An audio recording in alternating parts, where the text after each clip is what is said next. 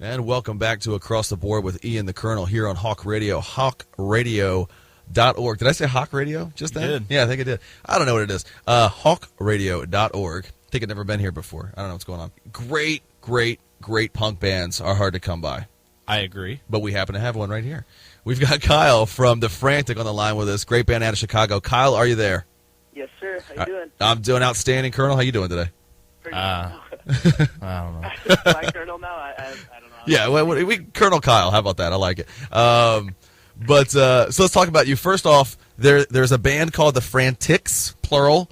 There's a band called, I think, Frantic or something. You guys are The Frantic. So, folks, we're talking about the band The Frantic. You can check them out online at The Frantic or thefrantic.com.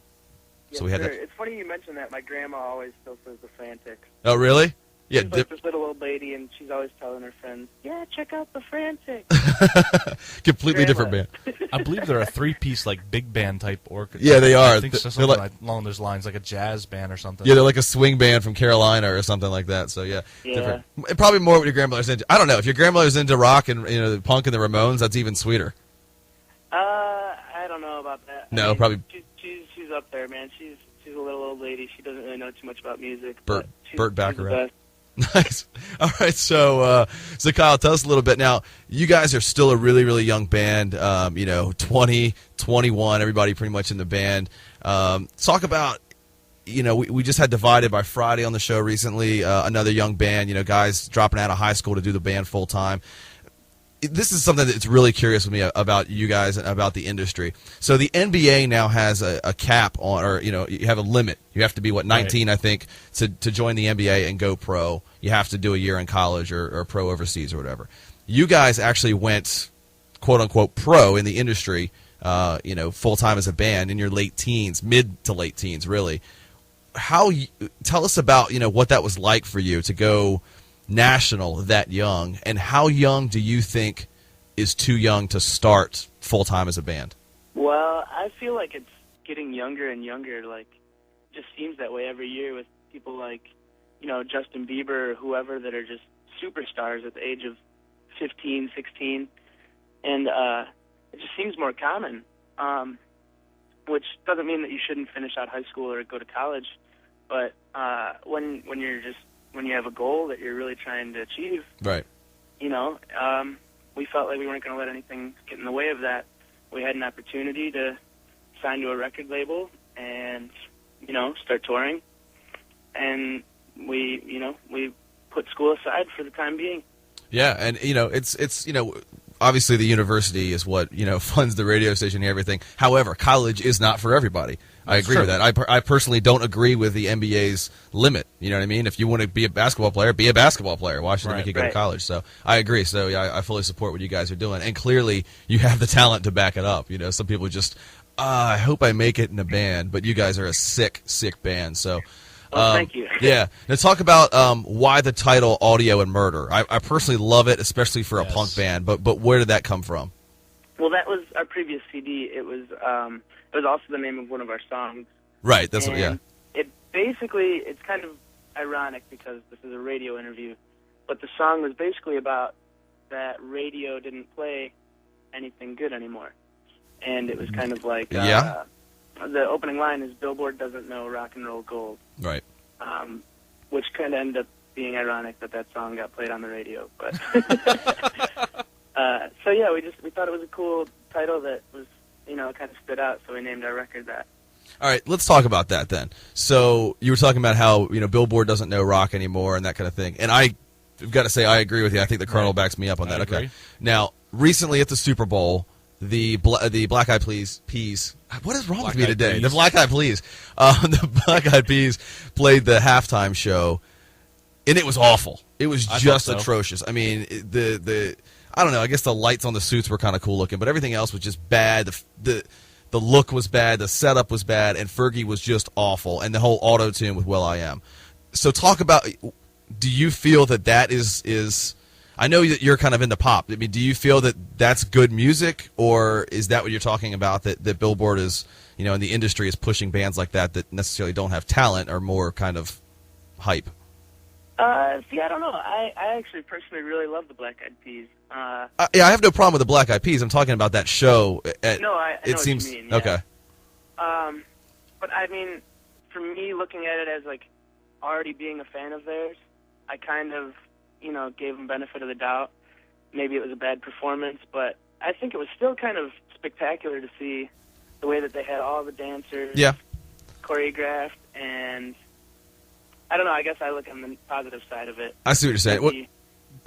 Maybe, maybe they weren't singing in key some of the times, and they were using the auto-tune, which I don't agree with. Right. But as far as the show, I thought it was pretty cool. Now, then talk about what you mean then by how the radio industry is sort of, I guess, jaded, I think is what you were trying to say. So talk about maybe, you don't have to drop names of other bands. You can if you want. It doesn't matter to us. But, I mean, give specific examples about what you mean there. Okay, basically, I just think that the time now is not as cool as it was, 10, 20, 30 years ago. Mm-hmm. I think there's still great artists out right now that are putting out great songs. But, when you look at, 10 years, 20 years ago, there's groundbreaking bands like Nirvana or, the Ramones or, Motley Crue, the Rolling Stones. I don't think there's anything that's going to be, that can stand the test of time like that for 50 years over. Oh, absolutely. I agree, yeah. It just seems like now bands come and go. Mm-hmm. And, I don't know, it's not as cool. So what do you want to be your legacy then when you're done? I ask this question to almost everyone we have, but it's the most interesting question because you find out a lot about who you're talking to. What do you want to be your personal legacy then when you're done? That's a very hard question. I mean, every band's goal seems to be to take it as far as you can.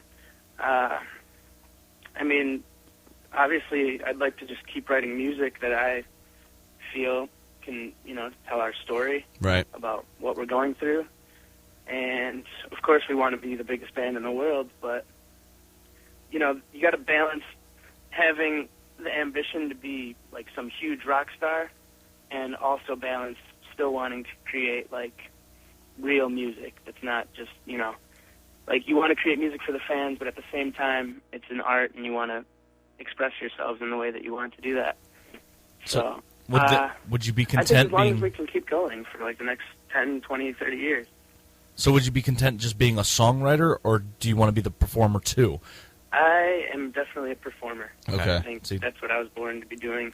It's just I can be very calm and mellow person all day long, and then you get on stage and it's a whole other world for me. It's just natural. Now, you guys can't be the biggest band in the world because Teenage Bottle Rocket has laid claim to that in bigger than Kiss. So we had them on the show. Yeah, the great punk band as well. Love those guys. Let's talk about this. I know that through some of our research, we found out that you are sort of more into the pop side, like I mentioned a little bit ago, and kind of a fan of Justin Bieber. Which I think some of your fans may jar them a little bit because you guys are a punk band, and that your drummer is actually more into old school punk like the Ramones and everything like that. All that's great, but how is that going to affect the future, I guess, of the band? Is it sort of this is what we're doing for now and enjoying it, or is it something you want to stick with, or is it you want to go your kind of a pop career after this? Well, it's very weird. I definitely am a huge punk fan myself. I don't want to represent the band's views because I'm probably the only one that would listen to, some of the mainstream pop stuff, and the other guys would hate me for it. That's good to have. I grew up listening to Nirvana, right, Green Day, all the punk stuff like that.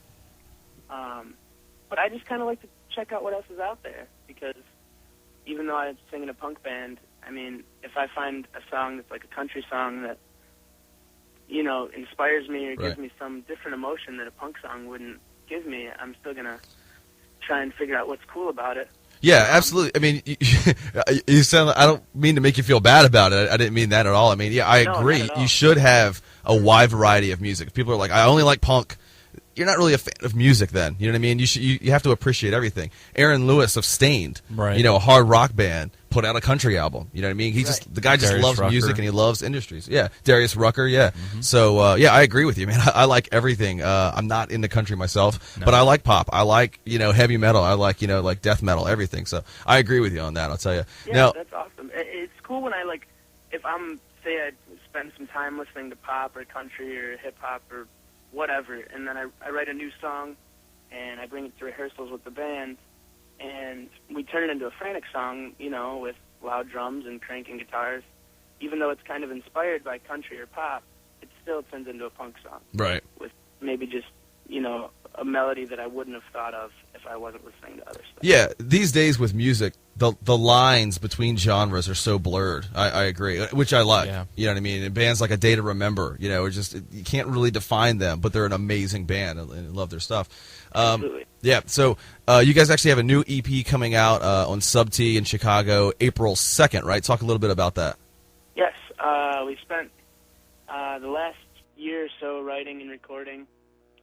It's been a long process, dude, because we were so used to being on the road. We were on the road for a couple of years with our first record. And, you know, to sit back and actually get back in the studio it's a whole different path. But we're finally putting the CD out, and we're going to start touring again. I can't wait. You guys also do, I do know for the bonus edition that you got with iTunes, I think it was, of Audio and Murder, you guys did a cover of Build Me Up Buttercup. What kind of covers, I mean, when you guys think about doing cover songs, or I know cover songs tend to be cliche, but what song would you want to do that you haven't done yet that would really be amazing for you to cover? That's actually really funny because every day at rehearsals these past couple weeks, we do this thing where each one of us comes to practice with a new cover and we learn it. Really? And yeah, and it's really cool because it just makes you guys step outside the box, and we're learning stuff that we wouldn't have thought of. But we don't like to cover anything that's new. We don't like to cover anything that's popular right now. Right. Like most bands seem to cover Miley Cyrus or Katy Perry, whatever. We like to go back to like the 50s, 60s. Like we just learned "Run Around Sue." Nice. That is a great song for a punk band. I know some band, I think Goldfinger did it, or maybe it was did they? Or CIV or something. No, I'm not saying you guys shouldn't do it. I'm just saying it's a really heavily covered song, but it's great for punk bands. And I think you guys could. You don't sound like every other punk band. I don't want people to think that. So, and we're playing your music here, so that would be amazing because I love that, and I love the way Dion sang that song. He didn't sing it like a crooner. He sang it like a rocker. Yeah. Oh, absolutely. It's weird to watch the music video and, you know, everyone's sitting at the tables and not jumping around because at that time people didn't realize that you could do that in rock and roll. So it's really cool. We do a lot of Who covers. We're doing Won't Get Fooled Again. We did Bob O'Reilly, My Generation. We're just trying to learn stuff that no one else is doing right now. You know what Who song I think would make a good punk song? Boris the Spider. I think would make a great. Spider, absolutely. That would make a great punk song. There you go, Kyle. Tomorrow in practice, hook it up. Get it going. I actually need ideas. Yeah, right. And I love Build Me Up Buttercup. See, again, I mean, I'll go to a heavy metal show, you know, and then I've got Build Me Up Buttercup by the Foundations on my iPod. I love that song. I'm not scared to say it, but I haven't heard that version that you guys have done, so we're gonna have to get that because I would love to hear that. iTunes only. I'll send it over. We're trying to learn new songs. We want that to kind of be like something we already did. It's cool though. I mean, the kids loved it. All the fans seem to know the words. It's cool when you do a cover. Like, we don't want to be a cover band, but when you play somewhere where people aren't as familiar with your band, and then you play a cover that everyone can relate to, it kind of helps. Yeah, absolutely. It bridges the gap a little bit. Yeah, helps people get into the show and everything. Now, you guys are kind of doing some shows right now as you're getting ready to release the EP. Talk about going on tour. You know, what's that like for you? I'm sure it's changed a little bit now that you're slightly older, you know, getting into your 20s. But you know, what is that like being on tour when you're in your late teens and you're just kind of getting used to it? And you know, what have you learned from maybe other bands that you've toured with that have helped? I don't know, make touring easier, I guess. Touring is really cool, and going back to what we were talking about earlier about, you know, giving up school to hit the road for a young band. I really have grown into myself just from being on the road. Like, I've learned so much about just, you know, the way that the country works just from seeing it firsthand. You know, living out on your own as a teenager on the road, staying in hotels and learning how to finance your band. Sure, it teaches you. But aside from all that, it's life skills. You're playing shows every night and you're meeting new people, and open to, exposing your music to all these different people. It's really cool. And that is a good point, though, and that's something I guess a lot of people don't think about. Is it does teach you, how to finance the band, and teach you that even the outside of the musical aspect of it, the business aspect, and that's something I've never really thought about. But that's probably a good way to learn it. Well, yeah, I mean, it is a party. Being in a band is great times, and it is a very easy job if you would call it a job. But there is other sides to it. Like, I got to see places that I never would have seen in my life. Like, when I stopped going to school, 2 weeks later, I was at, like, Niagara Falls, which is on the other side of the country for me. Right. And then a couple days after that, I'd be at, like, the Grand Canyon or something. And it just, I don't know, it makes you realize that there's so much more of a world out there. Yeah, that's an amazing life. I agree. It's really cool. I think we host a radio show because we want to be rock stars. We're Right. jealous of your life, so it's pretty sick. So then, but let me ask this then real quick. Where have you not? Where would be like an ideal place for you to visit to be able to put on a show?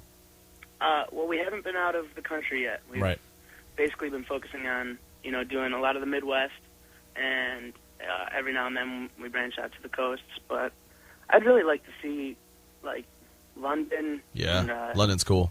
Yeah, and Japan. I feel like a lot of bands do really well out there. Everywhere. I'd like to go everywhere. I like traveling. Yeah, that's a cool thing that you're able to do that, and from hearing your music, you guys are going to do that again.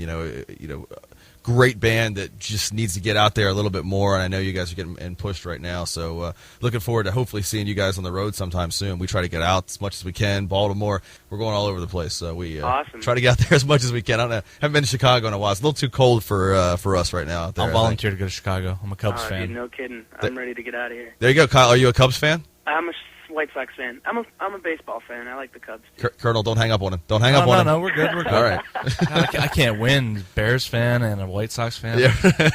Yeah, we got a Packers fan and a Cubs fan on the other side, huh? Yeah. Well, the Colonel, he's both of those. I stay away from the Chicago. I like teams that win, but no, I love the Blackhawks. Come on. I love the Blackhawks. You do not. You're a Chargers fan. Yeah, well, that's a good point. Yeah, I'm a Blackhawks fan though for sure, from like old school. So, but Kyle, tell us about what's your favorite album that you have by another artist. What kind of some insight into you or song?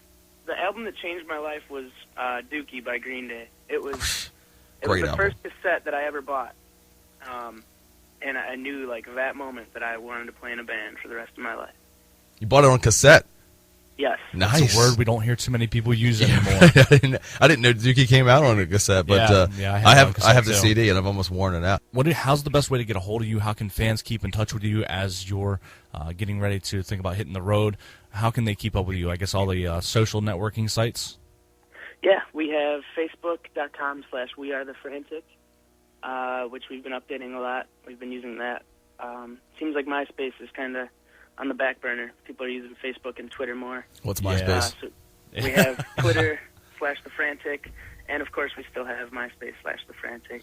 Yeah, the cool thing about MySpace, though, I honestly do use it to listen to some bands because you can always stream music for free and listen to bands on there. So, if you need to listen to the Frantic first, obviously you can listen to their music here on Hawk Radio or on MySpace. As soon as you hear it, trust me, you're going to go out and buy it for sure. Yeah. Kyle, man, again, I can't say how much we appreciate your time.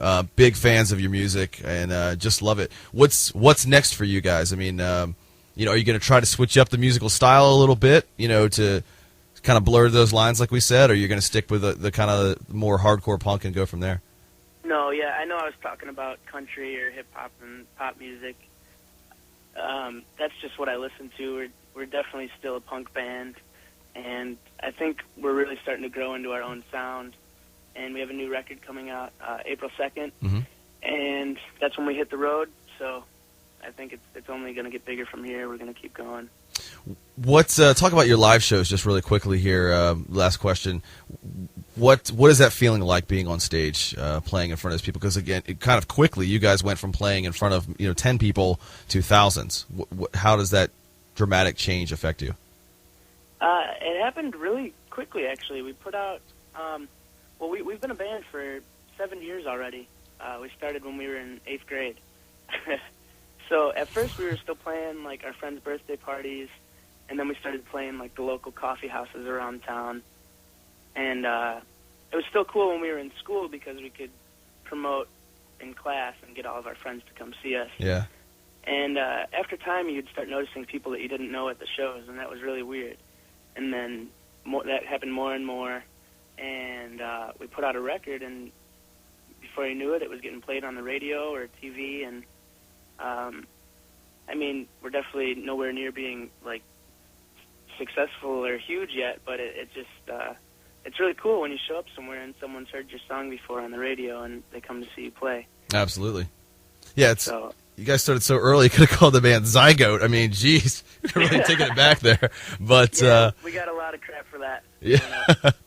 Well, Kyle, again, we really appreciate it. This is Kyle with The Frantic. Again, The Frantic. Not The Frantics, not Frantic, not The Tick, just The Frantic. Check them out. And really big fan of your music. So, Kyle, we appreciate the time. And we'll update our fans, our listeners here when you guys go on the road. And hopefully we'll catch you guys out there sometime soon. Of course. Thank you guys very much. Thanks. This has been Across the Board with Ian the Colonel here on Hawk Radio. HawkRadio.org.